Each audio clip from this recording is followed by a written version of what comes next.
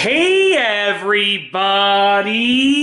I'm here today to talk to you about a Keurig K Express coffee machine not working after descaling the machine. I'll be going over how to fix it easily in this super duper easy but full tutorial. So it's an easy tutorial because it's 4 simple things that you can try out, but it's a full tutorial because one of these will likely help you fix your problem and get your machine running again so you can make yourself a delicious cup of coffee just like that one right there. Looks delicious. Can't wait to drink it. Let's get right into the video. The first thing that I'm going to ask you is, did you finish descaling the machine? Did you finish the descaling process? Now, the descale light will illuminate when it's ready to, when it needs to be descaled, when it senses that it needs to be descaled based on its calculations of time and usage and so forth. And when you descale it, when you're done the descale process, that light will unilluminate. So if you've turned your machine on and the light is still illuminated, that means you either need to descale it or you haven't finished the process.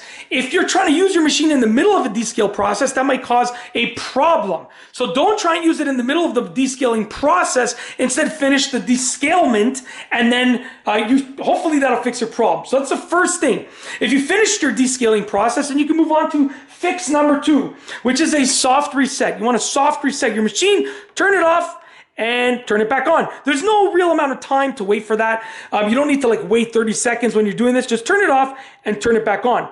It's amazing how many people encounter a problem with a coffee machine or a fridge or a stove or a phone or any type of technological product, because it's all technology in here, right? At the end of the day, and they don't think about just turning it off and turning it back on. You know, if your internet goes down, you usually unplug it and plug it back in, and that usually fixes the problem. So with that being said, turn it off, turn it back on. That is a soft reset, and it's worth trying out because sometimes your machine just needs to be like, wake up. You know, think about it in that way. You're waking it up. The third thing is to actually remove the water reservoir and put it back in place. So on the side here, there's a water reservoir, okay?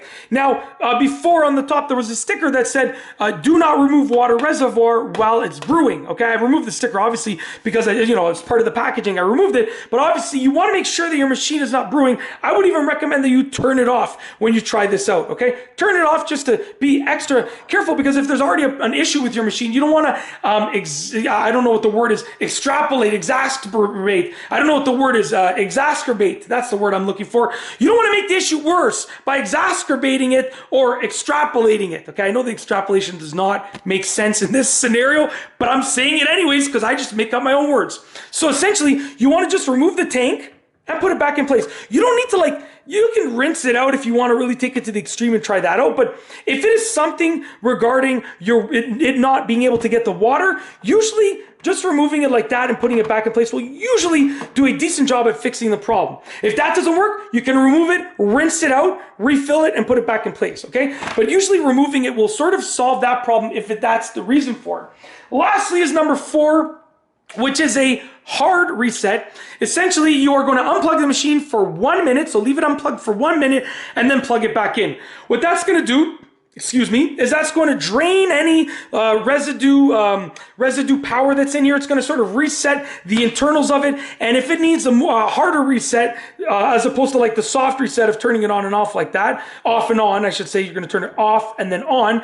If it needs a harder reset by unplugging it for a minute and plugging it back in, then that will hopefully fix the problem. Like I said, it's like any other technological device. You experience a problem, usually unplug it and plug it back in, and that, does a decent job at fixing it. That's basically it. So hopefully one of those will fix your machine if it's not working after the descalement process. Descaling process, descalement process, I'm not sure. That's what I have to say. And that's basically it. If you like this video, please be sure to give it a thumbs up. Let me know what you think down below as a comment. And of course, be sure to subscribe for more great videos just like this one. And that's all I have for you today. Thanks for watching.